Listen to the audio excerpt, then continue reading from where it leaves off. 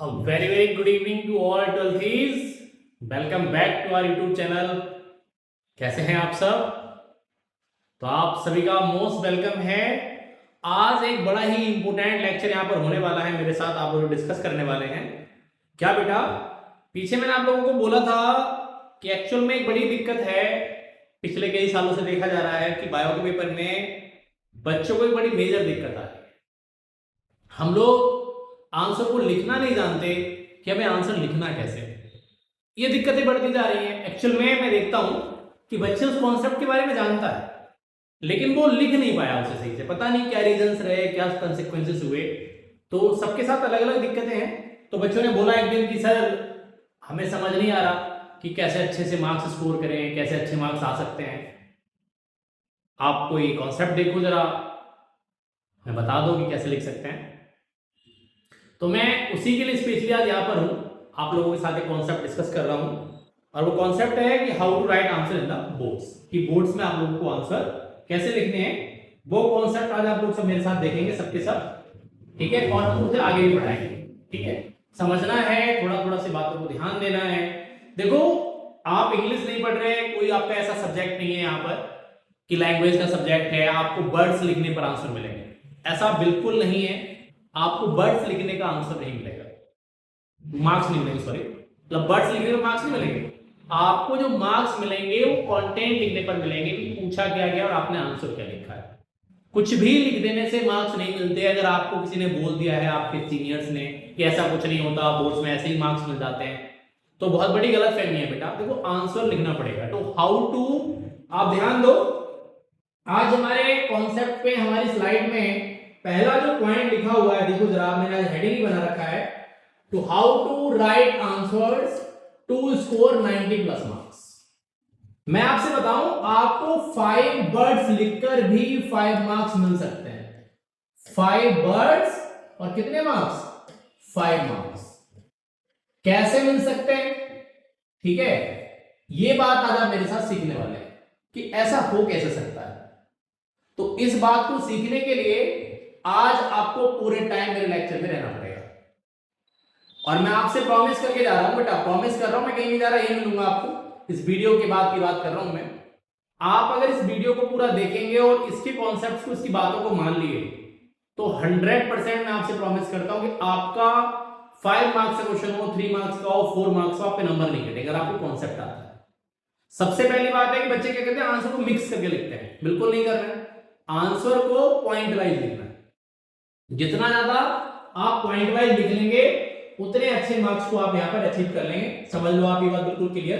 तो देखो, क्वेश्चन पहला आपकी स्क्रीन पर है, in a maternity clinic for some reason, देखो यहां ध्यान देना है, for some reason the authorities are not able to hand over the 2 newborn, मतलब 2 बच्चे जो नए इन्फेंट हैं, to their respective real parents, तो name and describe the technique. ध्यान दो बेटा, बहुत सी क्लिनिक्स में ऐसा होता है, कुछ लोगों ने बिजनेस बना रखा है कि पता लगा किसी का बच्चा किसी को दे दिया, कुछ वहां रह रहा स्टाफ ऐसे घोटाले कर लेता है, ठीक है। तो होता क्या, सेम टाइम में बच्चे बॉर्न किए और मान लो किसी में से एक्सचेंज हो गए, तो बेटा नॉर्मली उन्हें आइडेंटिफाई कर पाना पॉसिबल नहीं है। जैसे अब हमें बड़े हो जाते तो पता लगता है ना, रामू का है, श्यामू का है, ये उसका है ना, ये काके का है, किसका है, ये बात समझ में आती है ना। जब वो बड़ा होता है तो डिफरेंस बढ़ते चले जाते हैं, पहले तो नहीं समझ में आता ना। तो अब उन्हें दिक्कत ये आ रही है कि वो जो क्लिनिक वाले हैं, जो हॉस्पिटल वाले हैं, वो ये चाहते हैं कि उनका बच्चा किसमें, उनके रियल पेरेंट्स को मिल जाए। जैसे आपने मूवी देखी हुई गुड न्यूज करके आई थी, आई थिंक जो है, उसमें ऐसा हो गया था, है ना, बच्चे ही एक्सचेंज हो गए, स्पर्म एक्सचेंज हो गया। तो ऐसी दिक्कतें आ जाती हैं बेटा, ये नॉर्मल सी बात है। आजकल आईवीएफ में बहुत ज्यादा चांसेस बढ़ने लगे, तो आप ध्यान से देखो, ठीक है। तो सबसे पहले पूछो तो name and describe the technique. तो बेटा अगर मैं पेरेंट्स को पता करना है, आप लोगों को पता है क्वेश्चन और भी आता है, जैसे कि कहीं अभी बेटा सोल्जर्स में से कहीं किसी बटालियन में कहीं पेट्रोलिंग पे गई, या कहीं किसी डिफेंस के लिए कहीं पर गई, या किसी को बचाने के लिए सेविंग के लिए गई, और वहां पता लगा अचानक से टेररिस्ट ने अटैक कर दिया, या किसी ने अटैक कर दिया और 4 सोल्जर मारे गए।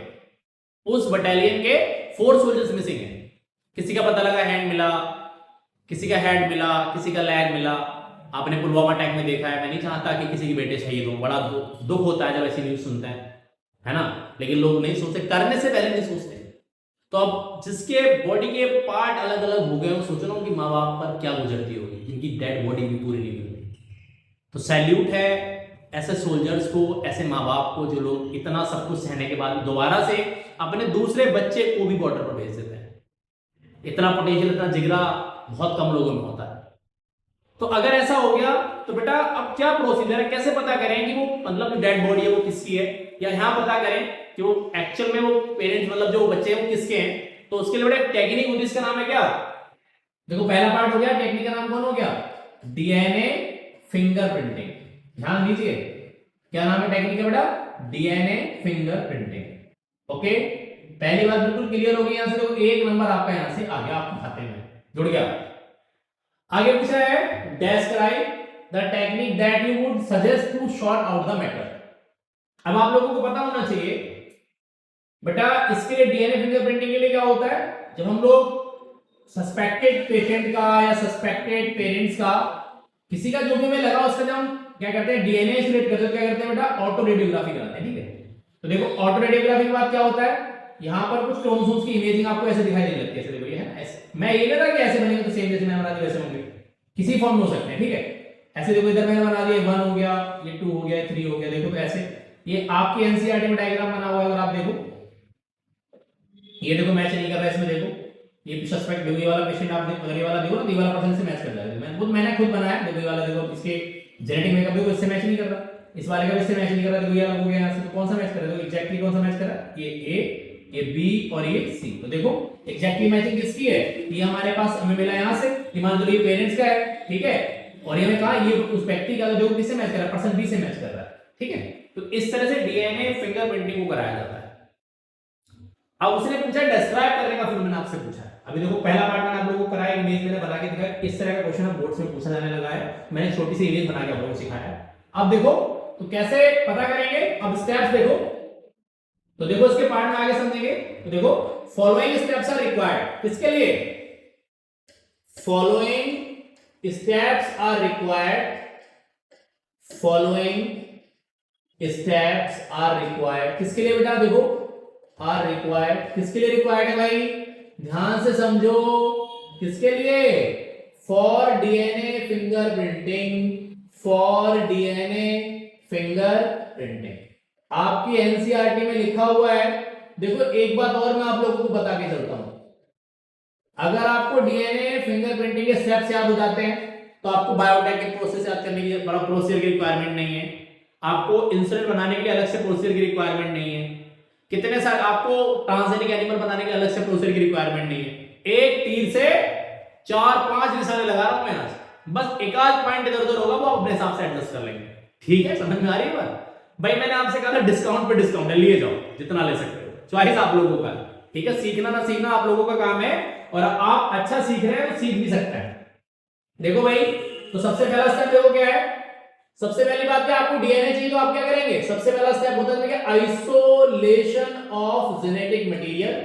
चाहे तो आप जेनेटिक मटेरियल लिख लो, आपको पता है मोस्ट ऑफ द अर्थ पर एग्जिस्ट कर रहे एनिमल्स का जेनेटिक मटेरियल कौन होता है? डीएनए होता है। तो मैंने क्या लिख दिया? Isolation of DNA. ठीक है, कहां से निकालेंगे? From cell. चलो और समझ लो, पूरा कर लो इसे, कहां से निकालेंगे? अगर आप चाहें तो लिख दो, कहां? From cell. अब आपको पता होना चाहिए डीएनए को निकालने के लिए क्या करना पड़ता है? सेल को 2 तरह के एंजाइम से ट्रीट करना पड़ता है, डीएनए में प्योर फॉर्म में चाहिए तो एक तो लाइजिंग एंजाइम, फिर उसे तोड़ना पड़ता है तो कौन से? Cleaving enzyme. तो लाइजिंग एंजाइम आपको पता है, बैक्टीरियल सेल और एनिमल सेल है तो कौन सा लाइजिंग एंजाइम यूज करते हैं? लाइसोजाइम। फंगल सेल है तो काइटिनेज। ठीक है, और प्लांट सेल है तो कौन? सेलुलेज। ठीक है, देखो आइसोलेशन हो गया। फिर आप क्या करेंगे? अब आप करेंगे क्या? Cutting of DNA. Cutting of DNA by using क्या बेटा? क्या यूज करके? बाय यूजिंग कौन से enzyme? Restriction endonuclease enzyme. Restriction कौन बेटा? रेस्ट्रिक्शन कौन? Endonuclease enzyme. ठीक है, समझ में आ गई बात। इन्हें क्या कहते हैं, इनका कॉमन नेम होता है, इन्हें कहते हैं मॉलिक्यूलर सीजर्स। मॉलिक्यूलर सीजर्स क्यों कहते हैं बच्चों, क्योंकि इसका काम डीएनए को कट करने का होता है। किसी किसी जुबान निकल कर कैची जैसी कहते थे ना, आजकल रील भी बहुत आ रही है, तो मैं कैसी जरूरत क्या है, तुम तो जुबान से काट दोगे, हैं? तो ऐसा कुछ एक्चुअल में ऐसा नहीं होता, वो बस एक हवाई वाली बात है, किसी को ताना मारने वाली। यहां से समझो, तो ये डीएनए क्या करता है, काटता है। दो तरह के एंजाइम होते हैं, एक्सो और एंडो, लेकिन हमारे यहां कौन यूज होता है, एंडोन्यूक्लियस। बात समझ में आ गई। अब डीएनए कट गया तो आप क्या करेंगे, सेपरेट। तो देखो अगला क्या हो गया, तो अगला होता है सेपरेशन ऑफ कटेड डीएनए फ्रेगमेंट्स। ठीक है, देखो सेपरेशन ऑफ कटेड, जो काटे गए कौन, कटेड कौन बेटा, डीएनए फ्रेगमेंट्स। कटेड कौन बेटा, डीएनए फ्रेगमेंट्स। ठीक है, separation of कटेड DNA fragments bye using कौन सी टेक्निक बेटा, बाय यूजिंग जेल इलेक्ट्रोफोरेसिस। अब आप जानते होंगे इलेक्ट्रोफोरेसिस किसे कहते हैं, पहले तो आपको इलेक्ट्रोफोरेसिस पता होना चाहिए, जेल वाली बात तो बात की है। तो किसी भी चार्ज पार्टिकल का इलेक्ट्रिक फील्ड के अंदर सेपरेशन क्या कहलाता है, इलेक्ट्रोफोरेसिस कहलाता है। और जब हम वहां पर एग्रो जेल यूज करते हैं as a medium, as a matrix, तो उसे जेल इलेक्ट्रोफोरेसिस कहते हैं। एक क्वेश्चन स्लाइड में रखा है, मैं उसको भी सॉल्व करना सिखाऊंगा। अब होता क्या है, डीएनए अगला क्या करना पड़ता है, देखो अगला क्या होता है, तो डीएनए को निकालने से कहते हैं इल्यूशन। क्या कहते हैं, इल्यूशन। क्या होता है, separation of DNA fragments from एग्रोजेल क्या कहलाता है, इल्यूशन कहलाता है।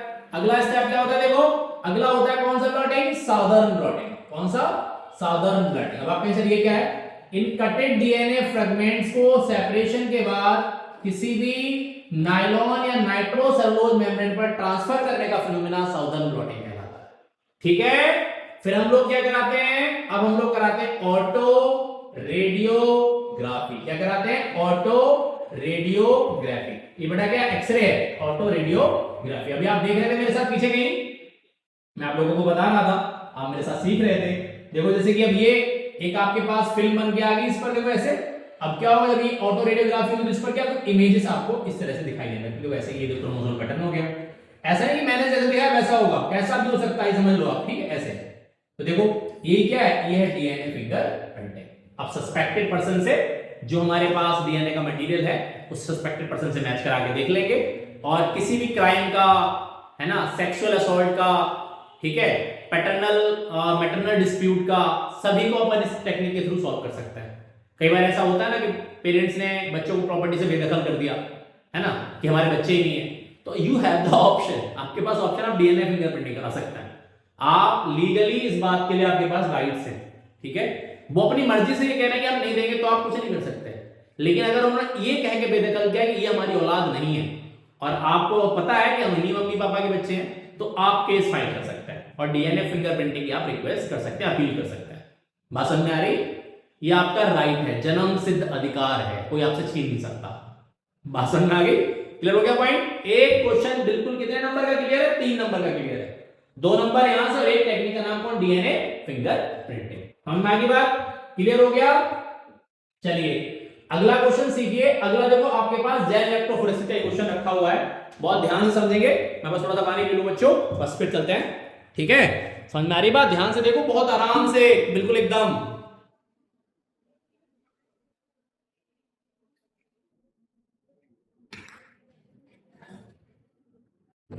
देखो अब जो इमेज आप देख पा रहे हैं मेरे साथ, ये किसकी इमेज है, ये इमेज है डीएनए फिंगरप्रिंटिंग की। ठीक है, मैं भी आपसे कह रहा हूं 4 नंबर का क्वेश्चन है ये, केस स्टडी में आपसे पूछा जाता है, और बिल्कुल बहुत 4-5 वर्ड्स लिख के मैं आपको नंबर दिला दूंगा पूरे। देखो कह रहा है study the given diagram and answer the following question.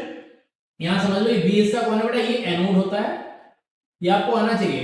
ठीक है, और यहां पर जो ए है, ये हिस्सा कौन है, ये कैथोड होता है। कौन है ये बेटा, कैथोड है। यहां नेगेटिव चार्ज होता है कौन, कैथोड, और पॉजिटिव चार्ज कौन होता है, एनोड। ठीक है, चलो पहला क्वेश्चन देखते हैं। Name the technique which is represent in the diagram। तो टेक्निक का नाम कौन हो गया बेटा, आप सभी जानते हैं कौन हो गया, जेल इलेक्ट्रोफोरेसिस। कौन हो गया बेटा, जेल इलेक्ट्रोफोरेसिस, जेल इलेक्ट्रोफोरेसिस। ठीक है, समझ में आ गई बात। अगला क्वेश्चन देखो क्या है, the fragments of DNA are move towards A और बी। तो किधर किधर जाएंगे, देखो डीएनए फ्रेगमेंट, या सीधा लिख सकते हैं, आपको अगर टाइम बचाना, देखो मैं और समझाता हूं क्या, टुवर्ड्स बी। क्यों बेटा, वाई भी तो पूछा, किधर जाएंगे, टुवर्ड्स बी, बिकॉज क्यों जाएंगे, रीजन बताइए। बिकॉज डीएनए कैसा होता है, डीएनए इज नेगेटिवली चार्ज, की बात आप लोगों को आनी चाहिए। डीएनए कैसा चार्ज होता है बच्चों, नेगेटिवली चार्ज होता है। क्यों नेगेटिवली चार्ज होता है, due to presence of phosphate. आगे देखिए, name the chemical which is used to visualise the DNA fragments. बेटा डीएनए जेल में धस जाते हैं, घुस जाते हैं, पूरे दिखाई नहीं देते। जैसे आप बैग्स के अंदर कॉइन को, सिक्के को डाल दो तो आपको दिखाई थोड़ा देगा कॉइन कहां चला गया, दिखने का ही नहीं है। तो विजुअलाइज करने के लिए स्पेशल केमिकल यूज में लाते हैं, ठीक है। जिसे कहते हैं क्या, देखो इसका नाम है ईटीबीआर, या पूरा लिख दो तो कौन हो गया, इथिडियम ब्रोमाइड। और भी टाइम अगर आप लोगों को बचाना है तो आप शॉर्टली ईटीबीआर भी लिख सकते हैं, ठीक है। देखो ऐसे लिखते हैं ई टी बी और आर, इथिडियम, ठीक है। Which colour observe DNA fragment during visualisation, देखो इसका आंसर क्या होगा, ध्यान दो, इसका क्वेश्चन होता है, आंसर होता है ब्राइट ऑरेंज कलर। कौन सा बेटा, ब्राइट ऑरेंज कलर।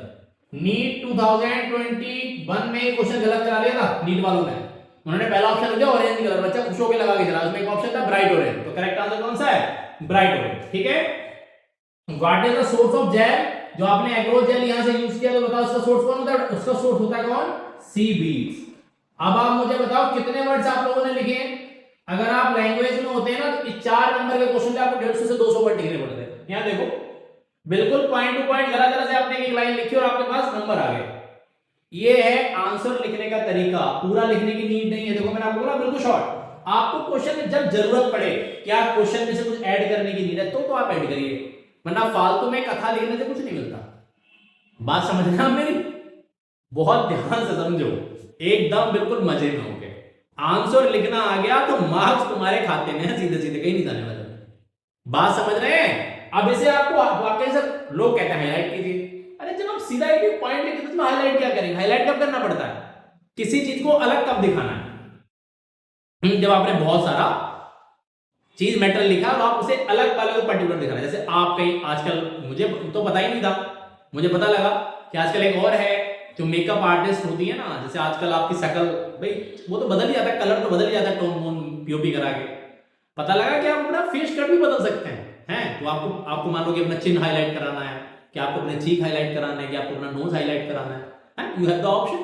तो जब अब आपको लग रहा है कि हमारा ये वाला पार्ट अच्छा है, इसको फोकस करना है, दैट्स व्हाई आप करा लीजिए। अब यहां जब आपने लिखा है कंटेंट पूरा का पूरा एकदम बिल्कुल फ्रेश, आपका सारा चेहरा चमक रहा, तो आपको हाईलाइट करने की जरूरत क्या है, जरूरत ही नहीं किसी चीज की। तो क्या हाईलाइट करना है भाई, सीधा मार्क्स लो, लिखो और चलो आगे बढ़ो, क्यों टाइम खराब करना है। सीधे नंबर, सीधे सीधे 4 नंबर आपके ऑप्शन में। एक बात और समझ लो, जब इस तरह का केस स्टडी का क्वेश्चन आता है तो इनमें से एक ऑप्शन होता है, या तो ये वाला सी या डी करना होता है, और या फिर इसके नीचे वाला, मतलब ऊपर वाले सारे करने होते हैं, ठीक है। समझ में आ गई बात। बच्चे कई बार होता है कि पता लगा ऊपर वाले सारे कर दिए, फिर नीचे वाले भी दोनों, इनमें से एक करना है ना, कि मतलब पता लगा या तो ये वाला छोड़ दिए, ये वाला कर दिया, तो ये दिक्कत है। अगर आप करें तो आपको एक ही नंबर मिलेगा, ऐसे 3 नंबर का तो आप छोड़ दिए। आपको इसीलिए इंस्ट्रक्शंस ध्यान से पढ़ने अपने सभी क्वेश्चन पेपर के जो सीबीएसई ने रिलीज किए। आगे आइए, अगला क्वेश्चन देखो टेबल की फॉर्म में है, कह रहा है देखो identify A B C and D in the following table. चलो देखते हैं क्या क्या दे रखा है टेबल में, उसके हिसाब से मार्किंग करेंगे कि हमें इस टेबल में आंसर में क्या लिखना पड़ेगा। देखो ये पूछा है सीरियल नंबर है, तो नेम ऑफ डिजीज है, name of pathogen, specific organ. चलो टाइफाइड किससे होता है बच्चों, सबको पता हो किससे होता है, सैल्मोनेला किससे होता है, टाइफी, सैल्मोनेला टाइफी से होता है, ठीक है। क्लियर हो गई। कॉमन कोल्ड किससे होता है, वायरस का नाम क्या है, राइनो वायरस। कौन सा वायरस बेटा, राइनो वायरस। आप कोविड-19 वायरस भी लिख सकते हैं, लेकिन एनसीईआरटी राइनो लिख के आप उसे लिखेंगे। साइट ऑफ इंफेक्शन कौन है, रेस्पिरेटरी पाथवे, ये बड़ा इंपॉर्टेंट है बेटा। निमोनिया और कॉमन कोल्ड के सिम्टम्स सेम होते हैं, लेकिन साइट ऑफ इंफेक्शन और पैथोजन दोनों का अलग होता है। निमोनिया बैक्टीरियल डिजीज और कॉमन कोल्ड वायरल। निमोनिया में लंग्स में इंफेक्शन होता है, जबकि कॉमन कोल्ड का वायरस सिर्फ आपके रेस्पिरेटरी पाथवे को इंफेक्ट करता है, लंग्स को इंफेक्ट नहीं करता। निमोनिया, स्ट्रेप्टोकोकस निमोनिया, तो इसका एक वजन और है, कौन, या तो हो सकता है कौन, हीमो साइंटिफिक नेम उसके रूल्स लिखे, हीमोफिलस, हीमो जो भी अंडरलाइन करेंगे, ठीक है। हीमोफिलस इन्फ्लुएंजी एक और है जो इसे कॉज करता है, इन्फ्लुएंजी। साइट ऑफ इन्फेक्शन में कौन हो जाएगा बताइए, alveoli of lungs, alveoli of lungs. 3 number का क्वेश्चन था, देखो कितनी जल्दी सॉल्व हो गया, 2 मिनट लगे होंगे मैक्सिमम। ये है तरीका क्वेश्चन करने का, बिल्कुल ध्यान से समझो, एकदम बिल्कुल कूल होके, चिल होके। एक बार में समझ में ना आए, आप दोबारा वीडियो को रीप्ले करके देखो। देखो जितने ज्यादा क्वेश्चंस आप लोग कर लेंगे उतना फायदे में रहेंगे। आप लोगों के लिए पीवाईक्यू सीरीज चल रही है, ठीक है, उसके क्वेश्चंस को आप लोग देखते रहिए। लगभग मैं 13 चैप्टर में से आपको 1000 से लेकर 1300 तक क्वेश्चंस कराने वाला हूं। जो लोग भी वीडियो को देख रहे हैं और यहां तक देखा है तो उन्हें ये बात समझ में आ रही होगी। और जो बच्चे जानते हैं, जिन्होंने अभी तक सैंपल क्वेश्चन पेपर को किया है, पीवाईक्यू को किया है, तो वो जानते हैं कि पीवाईक्यूज की वैल्यू क्या है। अगर आप 10 इयर्स के पीवाईक्यूज भी लगा लेते हैं तो आपको उनमें से ही पेपर मिल जाएगा। और मैं उन 10 इयर्स के साथ आपको लेकर चलता हूं लगभग 1000 से 1300 क्वेश्चंस तक। हर एक पीवाईक्यू सीरीज में कम से कम 50, 60, 70 क्वेश्चंस तक है। अब आप जानते हैं अगर मैं 60, 70 क्वेश्चन कर रहा हूं तो उसका डुअल आप लोगों को बता के देता हूं। ऑब्जेक्टिव में तो जस्ट 3 टाइम्स, अगर मान लीजिए मैंने 20 ऑब्जेक्टिव कराए तो उसके 3 रॉन्ग वाले भी मैं आपको करा के देता हूं, तो 60 तो ऑटोमेटिक हो गए। 3 गुना क्वेश्चन आपको डिस्काउंट मिल रहा है। 50 क्वेश्चन मतलब 150 क्वेश्चन आपको कराएंगे। अब 13 क्वेश्चन में आप 13 चैप्टर्स में आप हिसाब लगाओगे, अगर मैंने 50, 60 क्वेश्चंस भी कराए तो कितने क्वेश्चंस हो जाएंगे, लगभग 1500 अप्रॉक्स क्वेश्चंस हो जाएंगे। तो प्रैक्टिस तो देखो आप लोगों ने ही करनी है, समझना आप लोगों ने, टाइम आप लोगों को निकालना पड़ेगा। देखो समझ लो, आपको लगता है हमारे पास टाइम नहीं, बहुत से बच्चे कहते हैं बेटा देखो पढ़ने वाले हो ना पढ़ने वाले हो, कोई काम करने वाला हो कोई ना करने वाला हो, चाहे कॉर्पोरेट की जॉब कर रहा हो, कुछ भी कर रहा हो, सबके पास दिन 24 आवर्स का ही होता है। किसी के पास 26 घंटे का नहीं होता, किसी के पास 28 घंटे का नहीं होता। करने वाले जो भी कुछ करते हैं इस ही टाइम में करते हैं, तो कभी टाइम को ब्लेम मत कीजिए। और एक बात और है, टाइम कभी वापस नहीं आता, जो गोल्डन टाइम निकल गया वो निकल ही गया, ठीक है ना। हिंदी की एक कहावत है कि फिर पछताए बहुत कर चिड़िया चुन गई खेत, फिर जिंदगी में एक ही वर्ड रहता है, काश हम पढ़ लिए होते, है ना, काश हमने ये कर लिया होता। फिर काश के सिवाय और कुछ नहीं आता। लोगों को अब ऐसा बनिए कि अपने बच्चों को, अपनी फैमिली में आपको किसी दूसरे का एग्जाम्पल ना देना पड़े। मैं आपको टू बी लॉयल बताऊं तो कल को बच्चे आपके होंगे, आप पेरेंट्स बनेंगे, दुनिया आगे बढ़ेगी, तो ऐसा कुछ करके चलिए ताकि किसी और को दूसरा एग्जाम्पल देना ही नहीं पड़े। भाई तेरे बाप ने तेरी माँ ने ऐसा करके दिखाया, और उन्हें कहने की जरूरत ना पड़े, यू हैव, कि आपको आपके बच्चों को दिखाई दे, आपकी फैमिली को दिखाई दे। बच्चों की गोली मार दो भी आप फैमिली में है, आपके कजिन से हमें लगना चाहिए यार वो मेरा भाई है, ठीक है। समझ में आ रही बात, कि वो आपको एक अच्छे से बताए।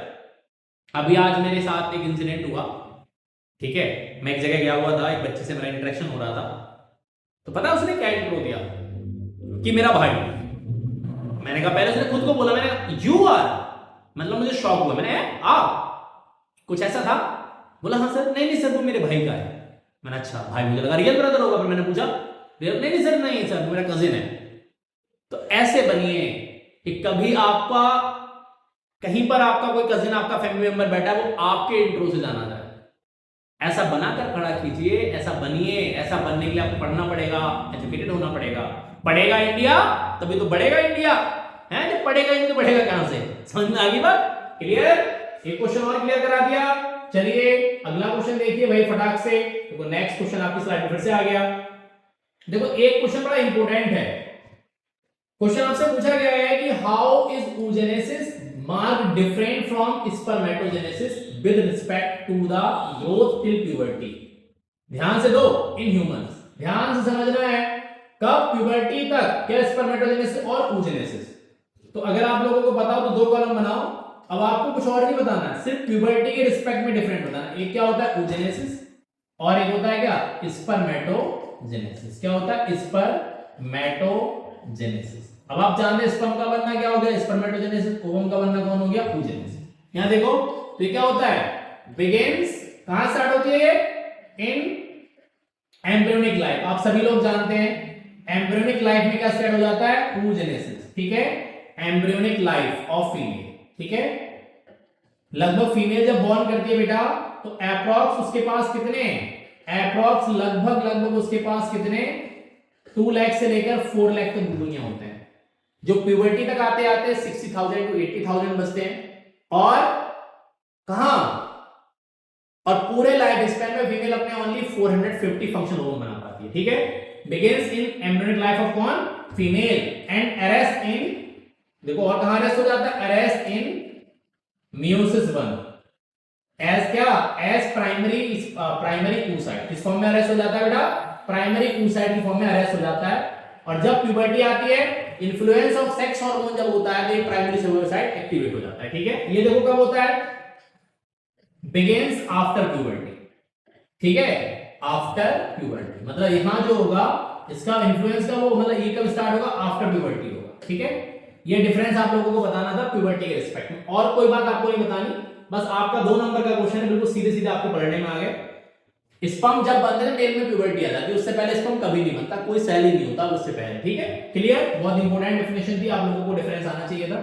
अगला देखो, एक क्वेश्चन और आप लोगों से पूछा गया, डिफाइन, देखो जरा ध्यान से समझो। अब यहां माइक्रोस्पोरोजेनेसिस और माइक्रोगैमेटोजेनेसिस में बहुत बड़ा कंफ्यूजन है। देखो, define microgametogenesis with suitable diagram, how many pollen grains are formed from single MMC, also mention the site of microsporogenesis। चलिए 3 क्वेश्चन है इसमें, आपसे अलग अलग पूछे गए। सबसे पहले वाला देखो, माइक्रोगैमेटोजेनेसिस क्या है, आंसर लिखो पहले।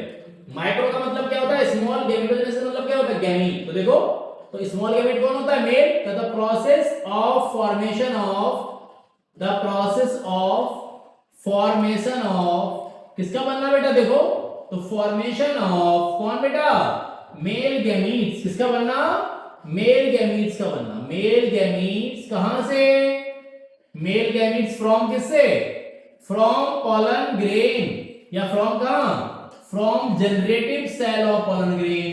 कौन सा बनाता है आपको पता होना चाहिए, generative cell of pollen grain, of pollen grain, of pollen grain, या माइक्रोस्पोर लिख सकते हैं।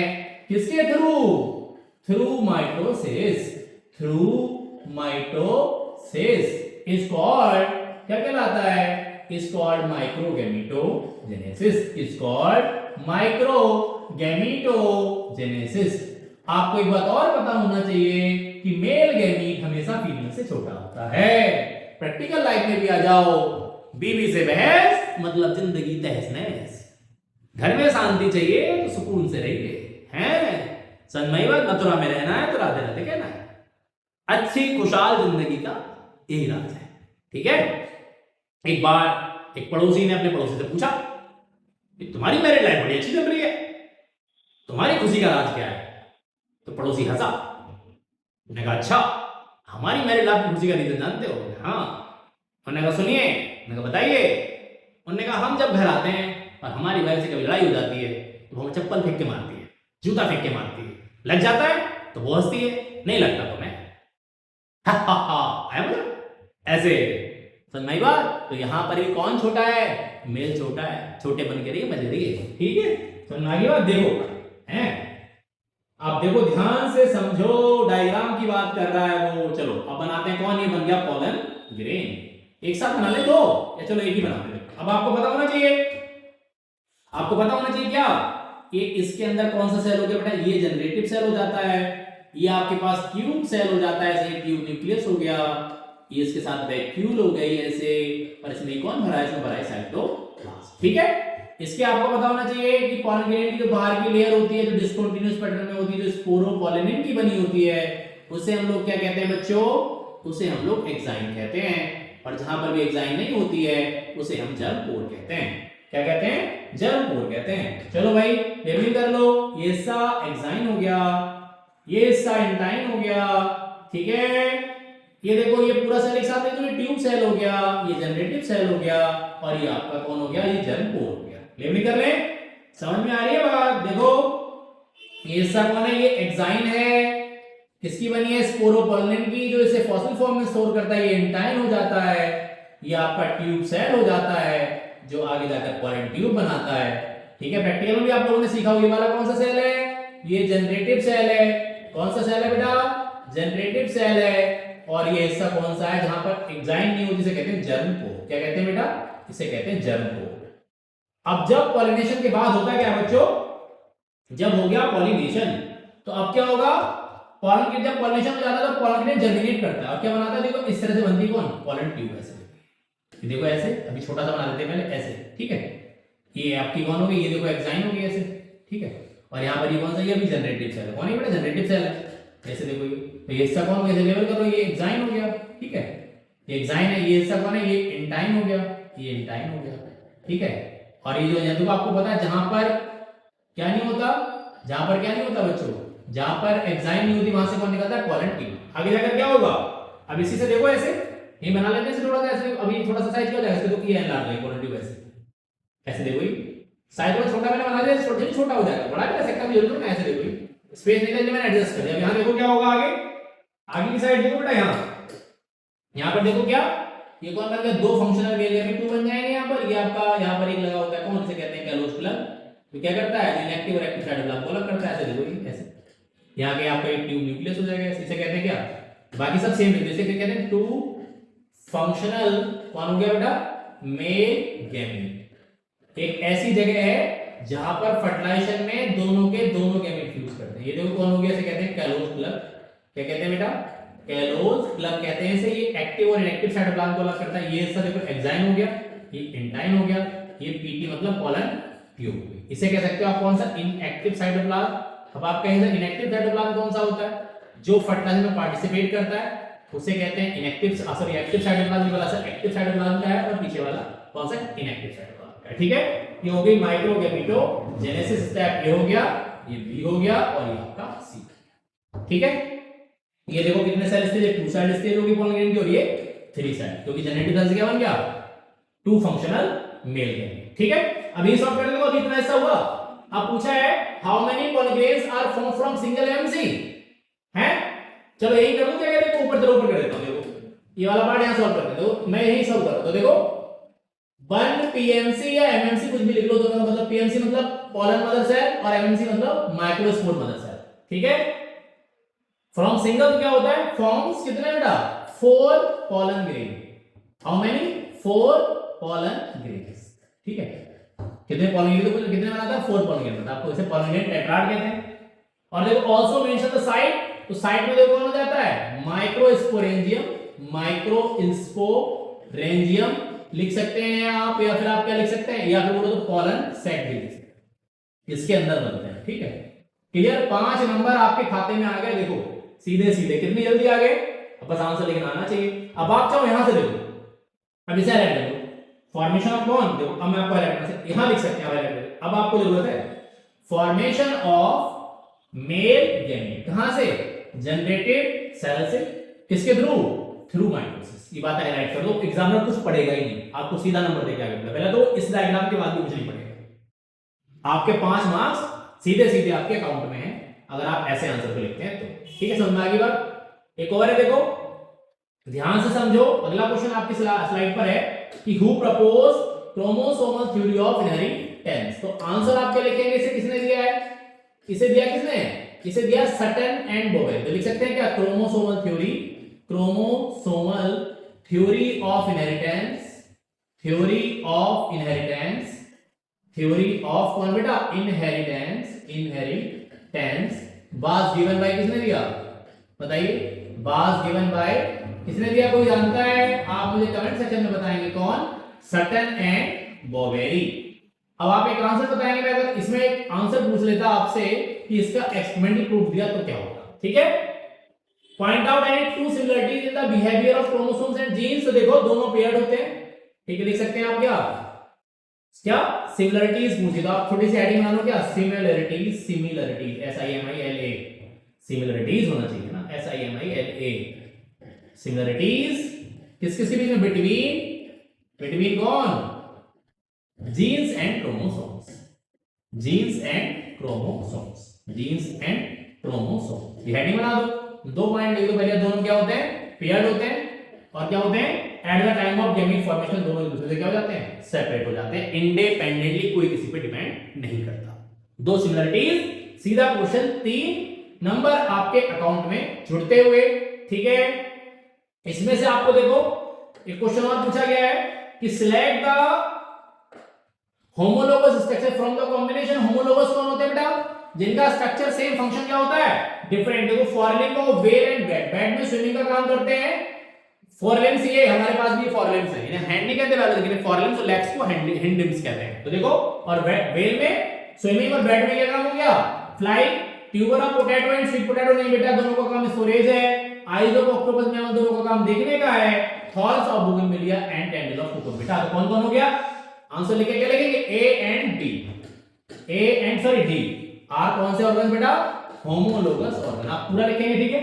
इससे काइंड ऑफ इवोल्यूशन, तो आपको पता है कौन सा इवोल्यूशन होता है, चाहे तो लिख लो कौन सा डाइवर्जेंट इवोल्यूशन लिख लो बेटा, डाइवर्जेंट इवोल्यूशन लिख लो, या फिर आप क्या लिख सकते हैं दूसरा आंसर इसका क्या हो सकता है adoptive radiation, adoptive radiation, adoptive radiation. ठीक है क्लियर। ये भी आपके सीधे 3 नंबर आपके अकाउंट में आए, देखो एकदम राग से सीधा बड़े सीधे आ गए। और इसी के साथ साथ आज आपका हाउ टू राइट आंसर का जो कॉन्सेप्ट था वो आज आपका पूरा होता है। थैंक यू एवरीवन जिन्होंने मेरे फर्स्ट से लास्ट तक वीडियो को देखा है, उन्हें 100% बेनिफिट मिलेगा इस चीज का। हमारे चैनल को लाइक शेयर और सब्सक्राइब करें, आपको बड़ा आपके सपोर्ट से अपन चलते हैं, आपके सिवा तो हमारा कुछ भी नहीं चलता, आप हैं तो हम हैं, चैनल आप लोगों का है हम भी आपके, तो like share and subscribe. Thank you everyone, have a wonderful day, thank you and all the best everyone. मिलेंगे अगले लेक्चर में नेक्स्ट पी वैल्यू सीरीज के साथ। Thank you.